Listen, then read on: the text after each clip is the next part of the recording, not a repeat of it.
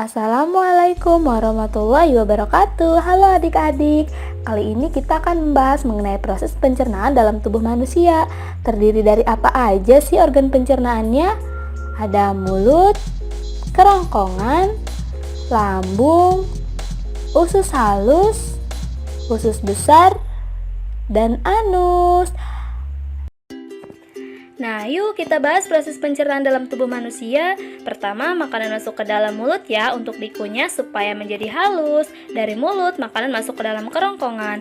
Kerongkongan merupakan saluran berbentuk seperti tabung sepanjang 20 cm yang menghubungkan antara rongga mulut dengan lambung. Di dalam kerongkongan terjadi gerakan peristaltik, yaitu gerakan meremas-remas yang dilakukan oleh dinding kerongkongan untuk membuat makanan terdorong masuk ke dalam lambung. Nah, tujuan selanjutnya dari kerongkongan yaitu ke lambung. Lambung adalah bagian dari organ pencernaan manusia yang paling elastis. Lambung berbentuk seperti kantong dan terletak di dalam rongga perut sebelah kiri atas. Di dalam lambung, makanan mengalami pencernaan secara mekanis dan kimiawi. Pencernaan mekanis dilakukan oleh dinding atau otot lambung yang bermas dan mengaduk makanan. Pencernaan kimiawi dilakukan oleh getah lambung yang dihasilkan oleh kelenjar getah lambung. Getah lambung mengandung enzim pepsin, renin, dan asam klorida. Enzim pepsin berfungsi untuk memecah protein menjadi pepton. Enzim renin berfungsi untuk mengedapkan protein susu menjadi kasein. Asam klorida atau HCl berfungsi untuk mengasamkan makanan dan membunuh kuman yang masuk bersama makanan. Nah, habis ini makanan pergi kemana ya? Nah, dari lambung makanan masuk ke usus halus. Usus halus merupakan usus terpanjang dalam saluran pencernaan karena panjangnya mencapai 6 hingga 7 meter. Di dalam usus halus terdapat cairan khusus yang membantu penyempurnaan pencernaan makanan.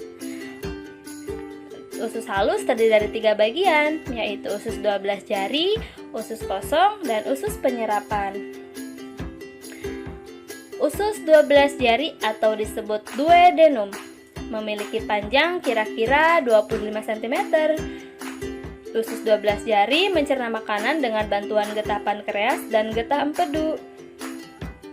Getah pankreas dihasilkan oleh kelenjar pankreas. Getah pankreas mengandung enzim-enzim berikut. Enzim amilase berfungsi mengubah zat tepung menjadi zat gula. Enzim tripsin berfungsi mengubah pepton menjadi asam amino. Enzim lipase berfungsi mengubah lemak menjadi asam lemak dan gliserol. Kalau getah empedu dihasilkan oleh hati dan disimpan dalam kantong empedu. Getah empedu berfungsi untuk menghancurkan lemak. Selanjutnya, usus kosong atau jejunum terletak di antara usus 12 jari dan usus penyerapan. Usus kosong memiliki panjang sekitar 2,5 meter dan berfungsi untuk mencerna makanan dari usus 12 jari. Terakhir adalah usus penyerapan, yang merupakan tempat penyerapan sari-sari makanan. Di seluruh permukaan dindingnya terdapat unjung-unjung pembuluh darah yang menyerap sari-sari makanan.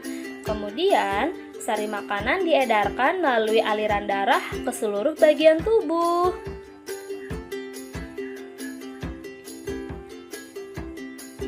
Nah, habis itu sisa makanan yang dicerna masih berlanjut ke usus besar.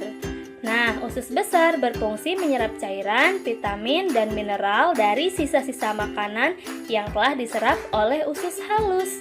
Pada usus besar terdapat bakteri yang berguna untuk tubuh bernama E. coli yang berfungsi membantu proses pembusukan sisa makanan. Proses pembusukan sisa makanan akan menghasilkan kotoran atau feses yang kemudian dikeluarkan melalui anus.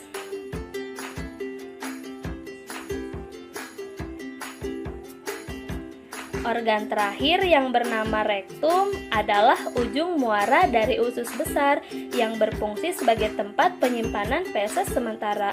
Ketika rektum terisi penuh, maka saraf akan mengirim mengembangkan respon ke otak yang menimbulkan rasa ingin buang air besar. Anus adalah lubang di bagian bawah pantat yang berfungsi sebagai lubang tempat keluarnya feses dari dalam tubuh.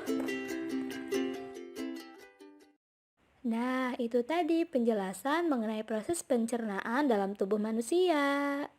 Thanks for watching.